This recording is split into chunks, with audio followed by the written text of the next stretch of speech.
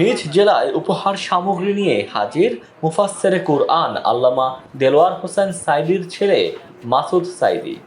রমজান উপলক্ষে জামায়াতে ইসলামীর পক্ষ থেকে পিরোজপুরে নিম্ন আয়ের বিভিন্ন পরিবারের মাঝে খাদ্য সামগ্রী বিতরণ করা হয়েছে। নিয়মিত কার্যক্রমের অংশ হিসেবে এ আয়োজন করে দেশের বৃহত্তম সংগঠন বাংলাদেশ জামায়াতে ইসলামী। সোমবার সকাল 10টার দিকে আল্লামা সাইদি ফাউন্ডেশনের অডিটোরিয়ামে 300 পরিবারের মাঝে এই খাদ্য সামগ্রী তুলে দেওয়া হয়। উপহার সামগ্রীর মধ্যে রয়েছে চাল, ডাল, চিনি, তেল, পেঁয়াজ, রসুন সহ বিভিন্ন ধরনের নিত্য প্রয়োজনীয় পণ্য। এই জন্য আমরা আজকে এই পর্যায়ে যতটুকু পেরেছি আমরা আজকে 300 মানুষের কাছে যাচ্ছি। ইনশাআল্লাহ আল্লাহ যদি আবার তৌফিক দেন আমরা আরো পর্যায়ক্রমে আমরা অসহায় মানুষদের পাশে দাঁড়ানোর চেষ্টা করব ইনশাআল্লাহ।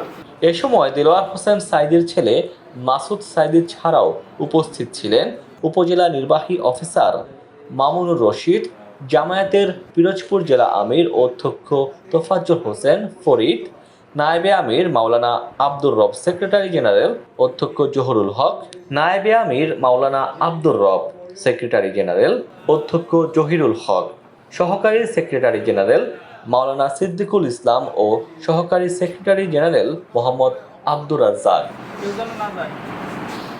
দেশজুড়ে খেটে খাওয়া ও নিম্ন আয়ের পরিবারের মাঝে উপহার সামগ্রী বিতরণ কার্যক্রম অব্যাহত থাকবে বলে জানিয়েছে বাংলাদেশ জামায়াতে ইসলামীর নেতারা।